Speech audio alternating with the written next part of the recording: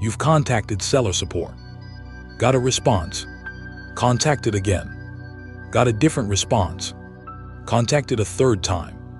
Same issue, no resolution. And at some point you start wondering, is anyone actually reading what I'm sending?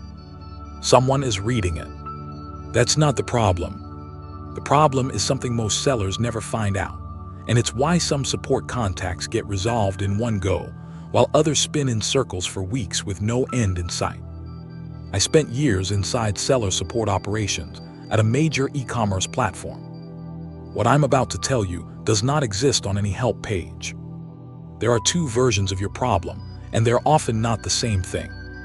When your contact reaches the support team, the first thing that happens is an evaluation. Not of your account, not of your listing, of your request itself. The associate is looking at two things simultaneously: what you've said you need and what you actually need. Those two things are not always the same. Here's the important part, and this surprises most sellers. You are not expected to know the technical language. You're not expected to know the internal categories or how things are classified on the back end. That is the support team's job to figure out. But here's where it breaks down.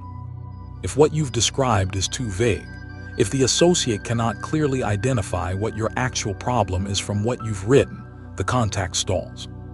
Not because support won't help, because support genuinely cannot identify what help you need. You don't need to speak in technical terms, but you need to describe your problem clearly enough that someone reading it can identify exactly what is wrong, what changed, where you're seeing it, what you've already tried, what you need to happen. That's it. That's the difference between a contact that moves and one that doesn't. The loop that has no exit, and how to know if you're already in it. This is the part nobody talks about, and it's where most sellers are losing weeks of their time.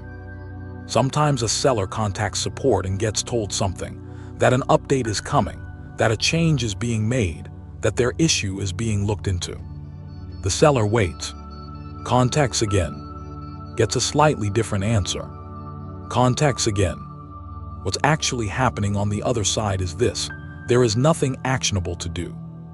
Either the policy changed, and what you're asking for is no longer possible, or the update you were told would happen was incorrect information to begin with. And now every contact you raise gets the same result, closed, or a generic response, because the resolution you're chasing does not exist in the form you were led to believe it does. The internal team isn't ignoring you. They're closing contacts that have no actionable path every single time you open one. This is the loop. And the brutal truth is, sellers stuck in this loop almost never know they are in it. They think persistence will eventually get them somewhere. It won't. Not if the underlying issue is a dead end. How to know if you're in the loop: more than 3 contacts on the same issue. Each response slightly different, but nothing actually changing. No clear next step given.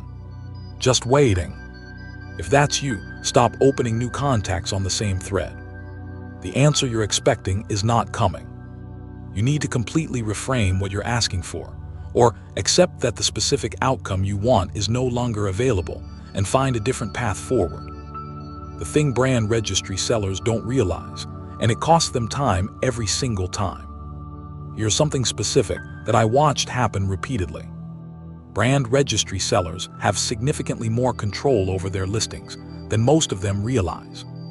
There are updates and changes that brand registry sellers can make themselves directly, without ever needing to contact support. But a large number of them contact support anyway, waiting days for something they could have done themselves in minutes. And sometimes the issue is real. An ASIN isn't updating the way it should. A change isn't reflecting. In those cases, support can help. But the first question any brand registry seller should be asking before they contact support is, can I actually do this myself? Because if you can, and you contact support instead, you've just added unnecessary days to your own resolution time. Support will often point you back to do it yourself anyway. Know what brand registry gives you access to. Use it. Contact support only when you've confirmed it's something outside your own control. what a contact that actually gets resolved looks like. When a seller's contact moves fast, it's not luck. These contacts have something in common. The request is something that can actually be done. It falls within what support is able to action. The seller isn't asking for something that policy no longer allows, or that was never possible to begin with. The problem is described clearly enough for the associate to identify the true need immediately, not in technical language, just clearly. What is wrong where it's happening, what needs to change. And the seller hasn't already been told no 3 times on the same issue. That's it. Legitimate request. Clear description. First contact. Before you hit submit on your next support contact, ask yourself those 3 things. If you can't answer all 3 cleanly, rewrite it before you send it. Seller support is not random. It follows a logic, and now you know what that logic looks like from the inside. If this is the kind of information you've been looking for, the stuff that doesn't show up on help pages, subscribe. Every video on this channel comes from years inside e-commerce operations. Drop a comment below. Are you currently stuck in the loop? Tell me what's happening, and I'll tell you what I think is going on.